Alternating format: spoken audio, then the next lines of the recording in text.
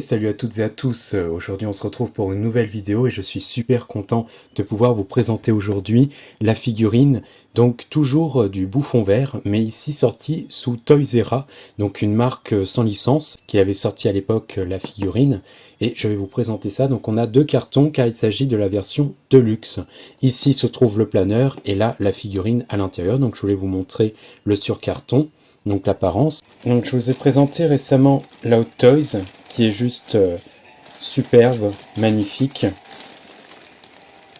Vous pouvez aller checker la vidéo, elle est disponible si vous le souhaitez, n'hésitez pas. Donc ici le conditionnement, la boîte dans un petit plastique.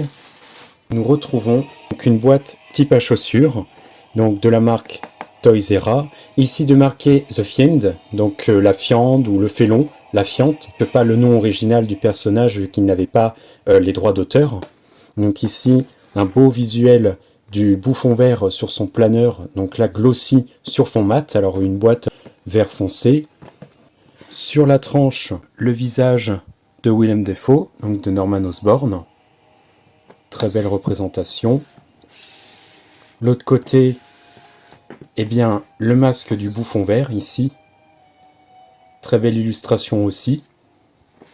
Sur le dessus, on va retrouver The Fiend, un 6e scale collectible figure, Toysera, des effets craquelés verdâtres. En dessous, la petite redite.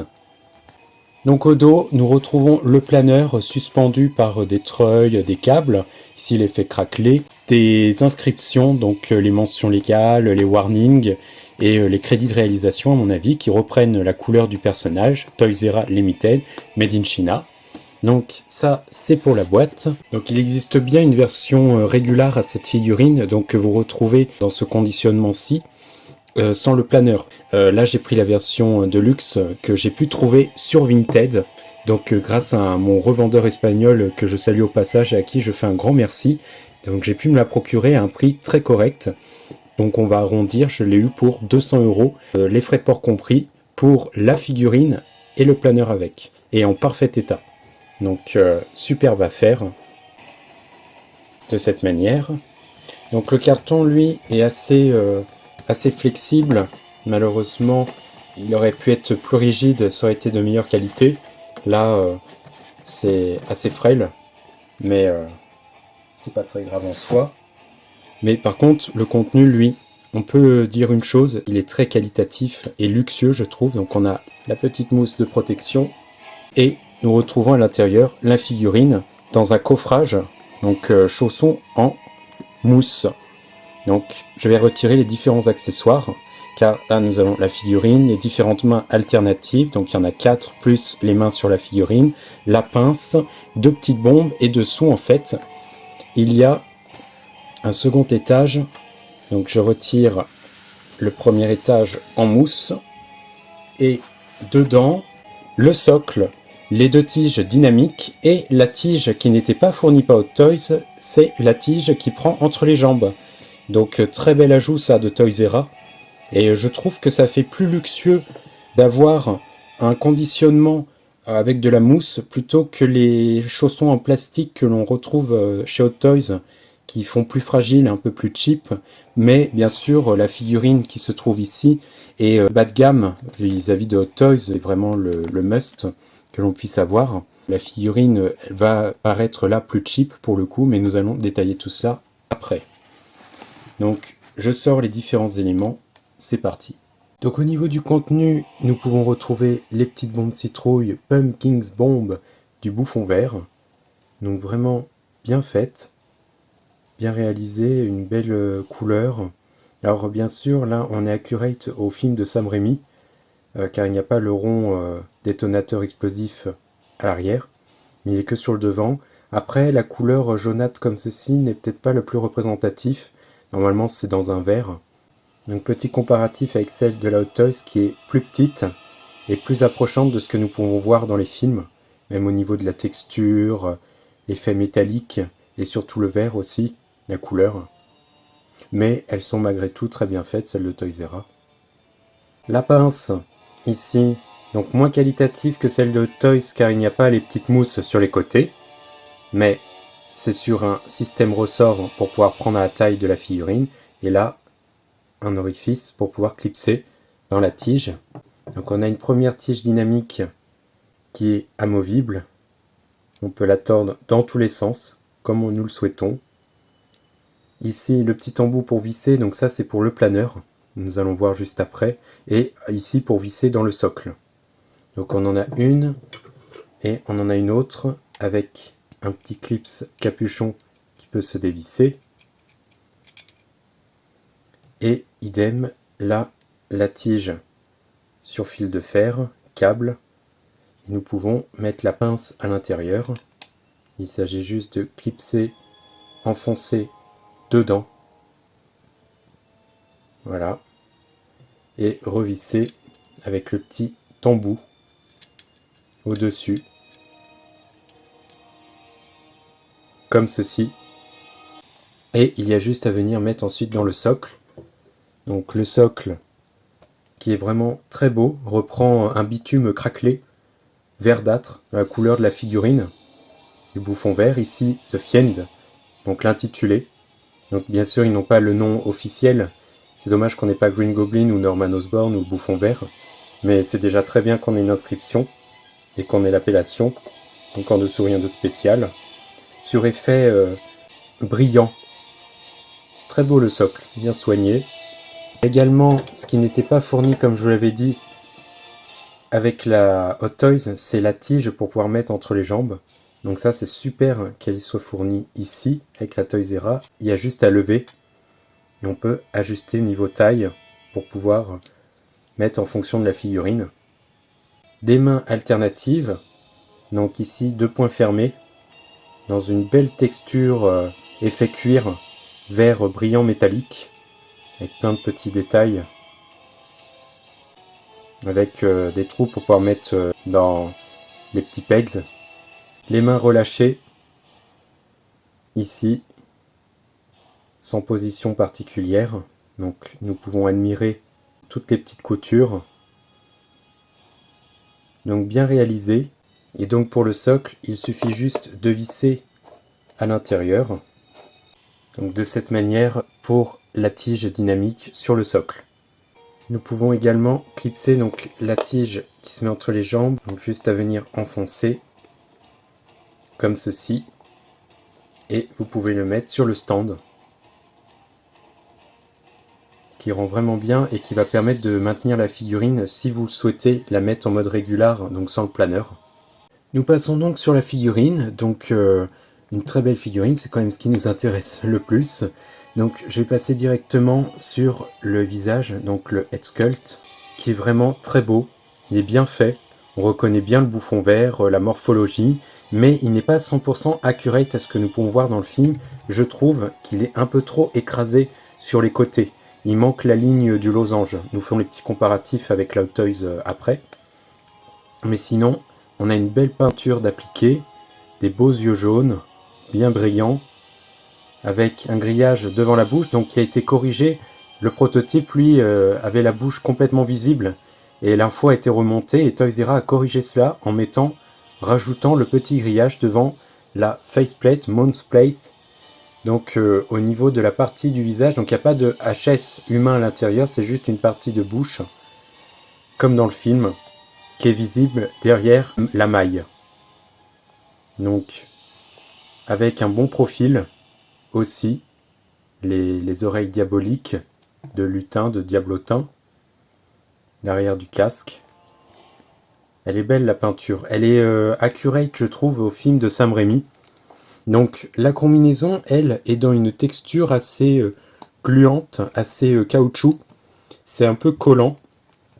Et elles sont une odeur aussi particulière, un peu une odeur d'usine, de peinture, un peu bizarre.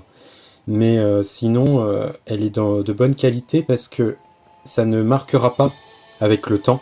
On peut vraiment prendre des poses dynamiques, repliées sur lui-même. Il n'y a pas de risque de déchirure. Figurine bien confectionnée à ce niveau-là. Le costume, lui, est fidèle.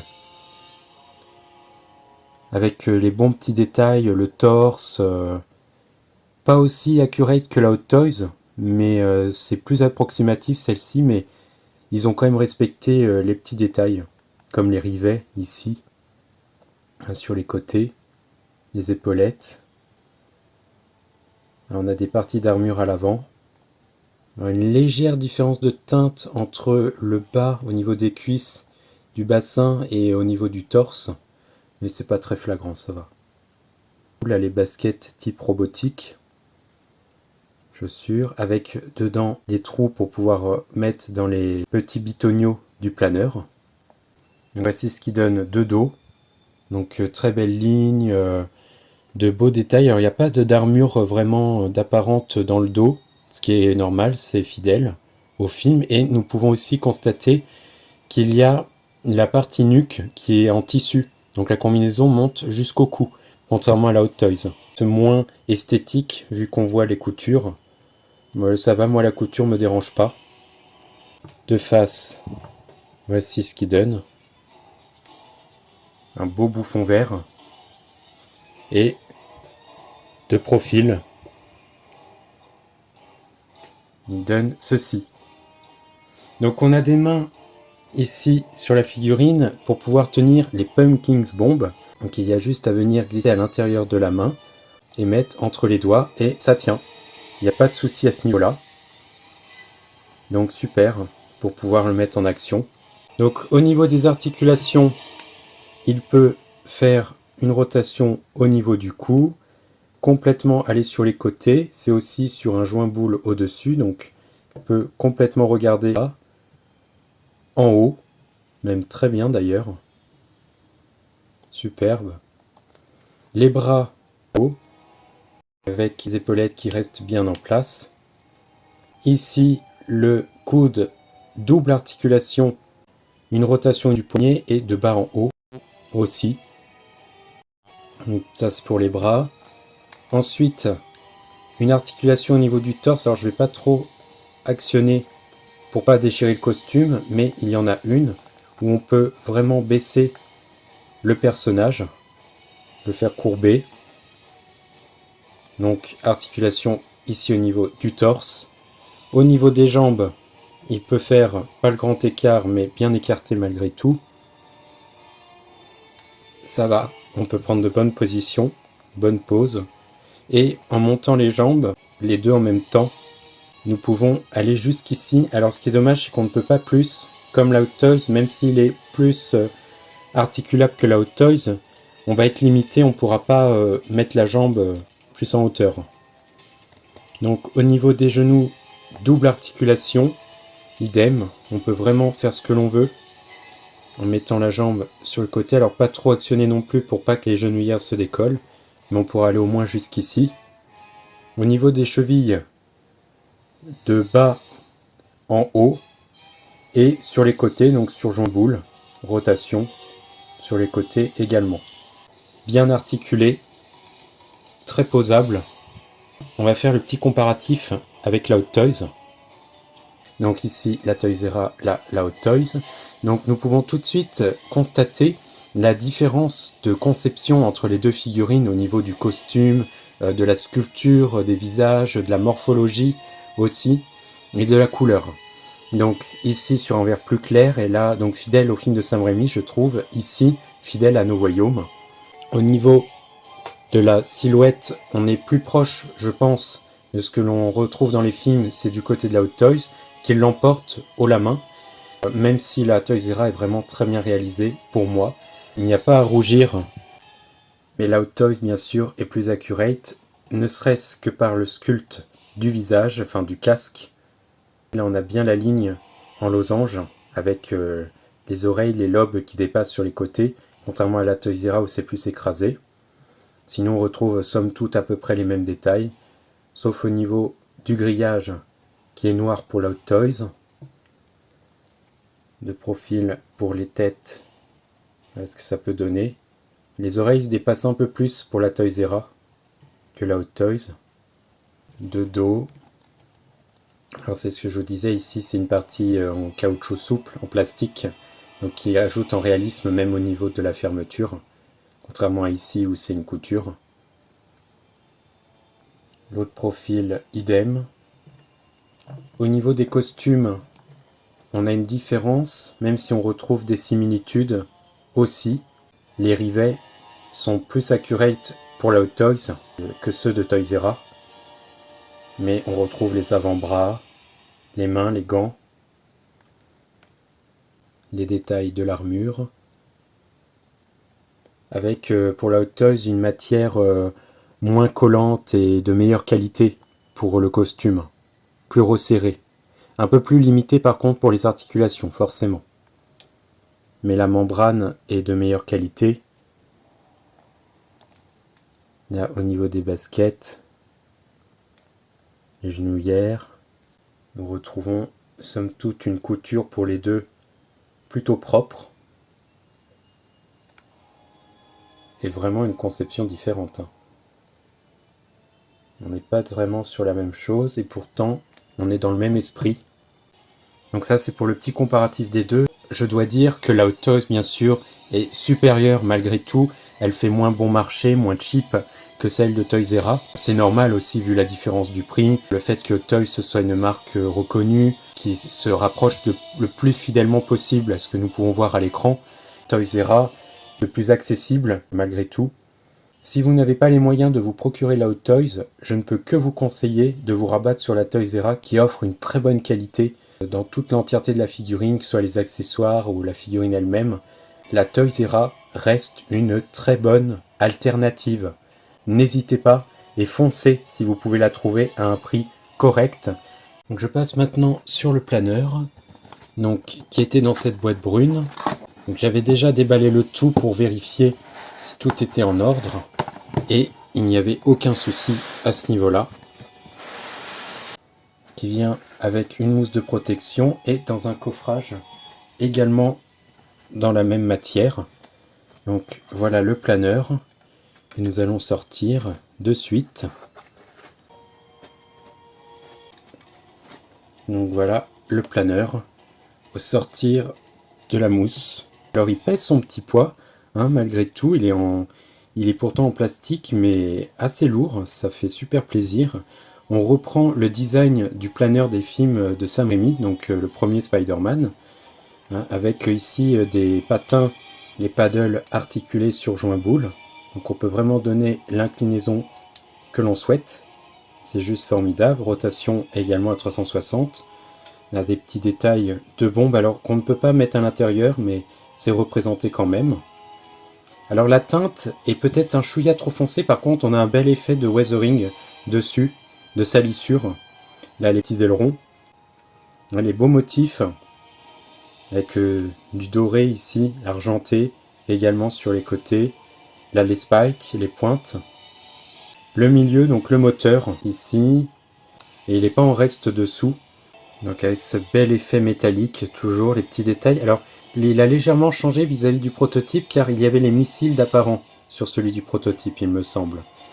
Mais c'est malgré tout très bien. Ici on peut même inclure des petites choses, je sais même pas trop à quoi servent. On y a des petits pegs, je ne saurais dire. Donc avec les petits détails de câbles ici, un noir et un bleu.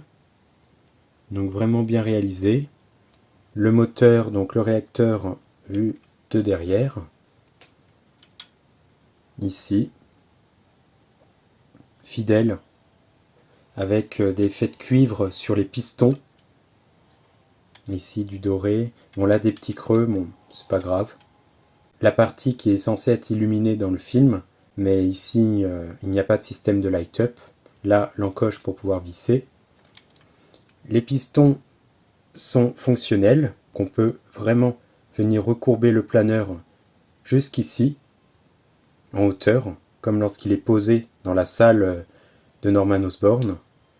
Il est sur articulation des pistons vus de dessous, et nous pouvons aussi le replier, le mettre comme ceci, au plus bas, et les câbles suivent bien le mouvement. Donc on peut vraiment incliner le planeur comme on le souhaite. Nous ferons des pauses juste après. Ces parties-là ne sont pas amovibles, même si nous pourrions le penser. Un superbe beau planeur qui est un chouïa trop petit. Je pense qu'il aurait dû faire une taille de plus pour pouvoir matcher parfaitement avec la figurine. Mais une fois la figurine dessus et les jambes pliées, on n'y voit que du feu. On va faire un petit comparatif avec la version Hot Toys. Donc voici la différence entre les planeurs. Ici la version de Hot Toys et ici celle de Toys-R-Us. Donc Hot Toys, fidèle au redesign pour le film Spider-Man No Way Home. On a bien une différence de taille, celui de Hot Toys étant largement plus grand, plus long surtout sur les côtés, au niveau des ailes, plus massif. On a toujours les petits paddles articulés mais sans les strips, l'attrape-pied. Et là on a tout un rajout de parties métalliques, de ferraille argentée. On a des motifs assez différents au niveau du violet. Hot Toys se rapproche un peu plus des couleurs véritables. Le dessous donne ceci pour les deux, l'un à côté de l'autre, de cette manière. Un moteur bien plus gros et imposant sur celui de Hot Toys avec des pistons plus larges. Ici, les pistons seraient plus longs et le moteur beaucoup plus fin. On a une sur Hot Toys qui sont beaucoup plus longues, celui de Toys-R-Us plus large. Nous pouvons y mettre la tige dynamique, donc il y a juste à visser dans ce petit emplacement-ci. Et il y a juste aussi à visser à l'intérieur du socle. Et voici le planeur sur le socle. Donc là c'est sur la petite tige dynamique, mais il peut en être de même pour la grande tige dynamique. C'est le même diamètre et vous pouvez fixer le planeur dessus. Donc voilà un petit tour à 360 degrés de la figurine mise en situation dans une pose d'attaque. Le bouffon vert prêt à lancer ses bombes sur le balcon. On revoit tous la scène lorsqu'il lance ses bombes citrouilles et qu'il attaque Spider-Man. Donc une très belle pose dynamique. Il est assez flexible, on peut le mettre dans différentes situations. Les genoux bien pliables, pareil au niveau des cuisses. Et sur le planeur, donc qui tient parfaitement bien. Donc une autre petite pose du bouffon vert, toujours en mode attaque. Donc je vais vous faire quelques petites pauses sous fond musical. C'est parti.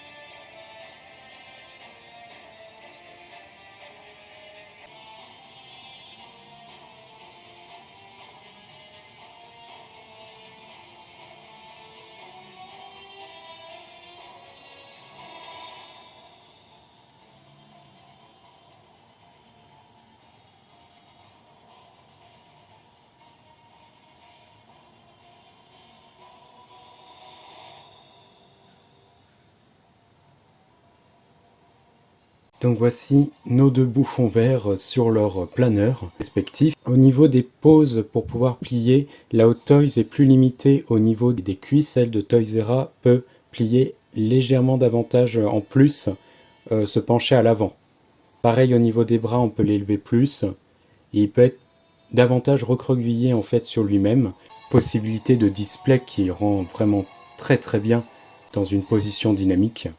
Il faut aussi que je vous précise une petite chose, nous pouvons interchanger la tête du Green Goblin de Toys-R-Us avec celle, donc le casque de Hot Toys. Pour ce faire, il suffit de prendre le petit pegs ici de la nuque originale de Hot Toys et ensuite d'éclipser la tête et venir mettre la tête dessus. Ce que je vais faire de suite. Donc voici le bouffon vert de Toysera avec la tête de la Hot Toys. Il y a un petit peu de jeu, mais en mettant dessus, c'est juste fantastique. Pourquoi ? Car nous pouvons comme ça mettre le casque de la Hot Toys sur la Toysera pour pouvoir exposer la Hot Toys avec le visage de Norman Osborn. Donc voici la figurine du bouffon vert de Toysera avec la tête de la Hot Toys. Donc le casque ici accurate et ça donne un look d'enfer. Franchement, on peut vraiment avoir cette option et le mettre dans cette situation-ci. C'est tout pour la vidéo concernant la figurine du Green Goblin, donc The Fiend, le bouffon vert de chez Toysera. Donc j'espère que la vidéo vous aura plu. N'hésitez pas à vous abonner, ça permet de me soutenir. Activez les notifications en cliquant sur la cloche pour ne rien manquer. Likez si la vidéo vous a plu. N'hésitez pas à partager, c'est cool, ça fait toujours de la pub. Je vous retrouve pour de prochaines vidéos. Allez, salut tout le monde!